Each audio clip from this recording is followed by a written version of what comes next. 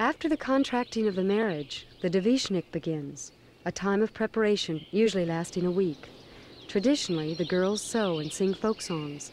In the evening, the boys come to visit. On the first day of the devishnik, the bride's friends come and make her krosita of soft silk. The headdress symbolizes her last days of girlhood and beauty. She asks her best friend to be her podruga, whose traditional role was protection. A bride must have new clothes, dresses for the svadba and for her married life. Her aunts, cousins, and girlfriends gather to help with the work. Garments are made without patterns. Fabric is torn or cut to fit the body. Tiny pleats will shape the fullness of a dress. Traditionally, girls marry when they are 13, 14, or 15 years old. By the time they marry, they know how to cook, sew, embroider, and care for babies. During the devishnik, the bride's chest fills with handwork linens and clothing.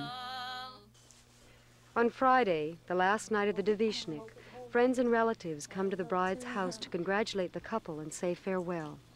Soon the bride will no longer wear the single braid of unmarried girls. After marriage, her hair will be worn in 2 braids, covered with a shashmura and scarf. She is leaving her own family and friends to live in the house of her husband's parents. One time of life ends, another begins. The girls sing very old devishnik songs for the bride and groom. They play a game with the boys, who pay for their songs with money and kisses.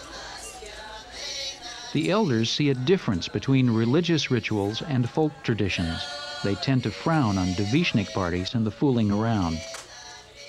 Hundreds of years ago in Russia, the selling of the bride was for entertainment during the farewell to her family and friends. Now on Saturday night, Antip has arrived with his driver, his spokesman, and a woman attendant. Each person has a role to play. Antip's party bargains to buy the bride's krosita, the bride herself, and her single braid.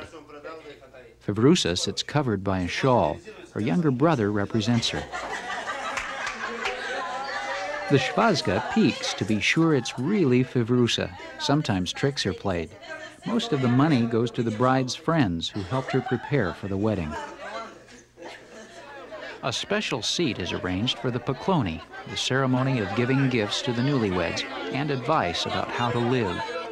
Traditionally, members of the groom's family get tossed to the ceiling to congratulate them on a new daughter-in-law.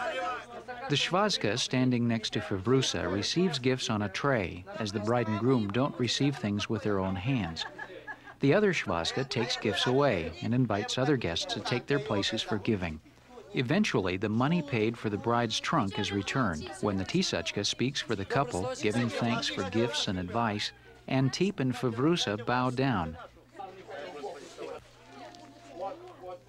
Gifts, often money, are generous.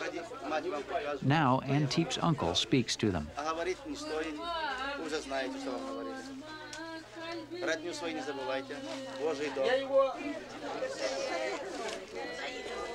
The svadba lasts 2 days or more, and the giving continues. For everyone, this wedding is important.